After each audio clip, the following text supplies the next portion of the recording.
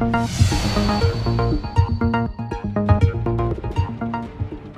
pambihirang pagkakataon, nakalapit ng husto sa araw ang isang spacecraft na gawa ng tao. Yan ang Parker Solar Probe ng National Aeronautics and Space Administration o NASA.